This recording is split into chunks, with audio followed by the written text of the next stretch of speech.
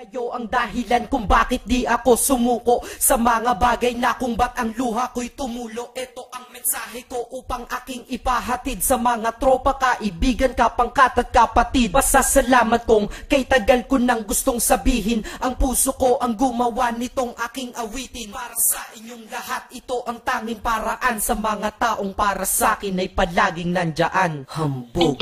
Kayo ang dahilan kung bakit di ako sumuko sa mga bagay na kung ba't ang luha ko'y tumulo. Ito ang mensahe ko upang aking ipahatid sa mga tropa, kaibigan, kapangkat at kapatid. Pasasalamat kong kay tagal ko nang gustong sabihin. Ang puso ko ang gumawa nitong aking awitin. Para sa inyong lahat, ito ang tanging paraan sa mga taong para sa akin ay palaging nandyan. Upang ako'y mabigyan ng kalakasan ng loob at manatili na nakatayo at di patataob na kahit na anumang pagsubok na nagdadatingan. Di ako takot pagkat alam kong may malalapitan. Pag ako ay mayroong problema na dinadala, akala ko ako'y nag-iisa, ngunit hindi pala. Alam nyo ba kung bakit?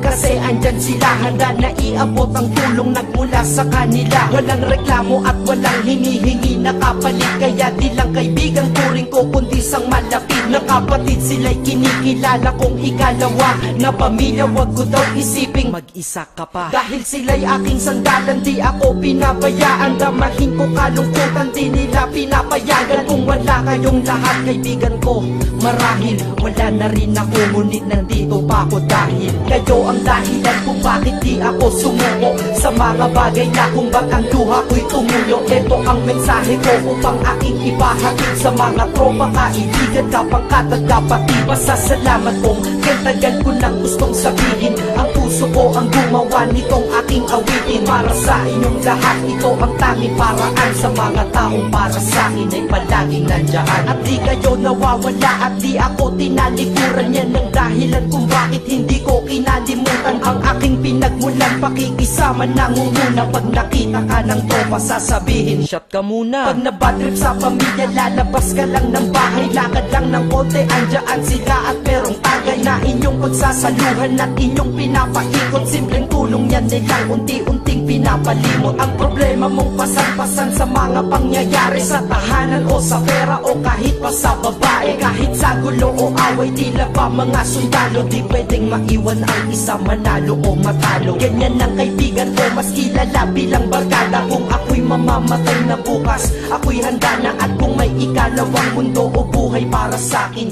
sana magiging tropa ko kayo pa rin. Kayo ang dahilan kung bakit di ako sumuko sa mga bagay na kung ba't ang luha ko'y tumulo. Ito ang mensahe ko upang aking ipahatid sa mga tropa, kaibigan, kapangkat at kapatid. Pasasalamat kong kay tagal ko nang gustong sabihin. Ang puso ko ang gumawa nitong aking awitin. Para sa inyong lahat, ito ang tanging paraan sa mga taong para sa akin ay palaging nandyan. Kaya ako'y kontento na dahil kayo'y naging parte ng buhay ko. Sa kabutihan nyo, paano ko gagante? Magkatawagan ng mga tropa, kita-kita lang sa kanto. Pagkatapos didiskarte ng pitselyosi at baso. Papaikot ang sombrero para mag-ambagan tropa. Kahit 20 pwede na, basta lamang makatoma.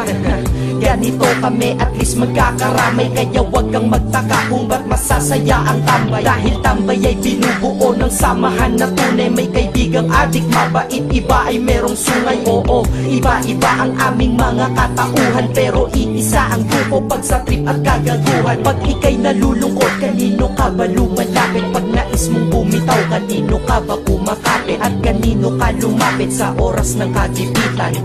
San pa ba?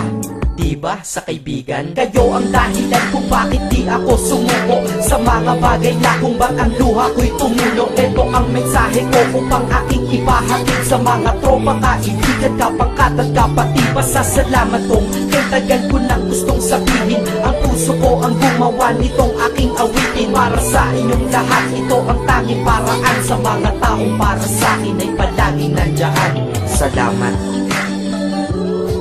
Acero Records, Sad Productions, hambog ng Sad Pro Crew.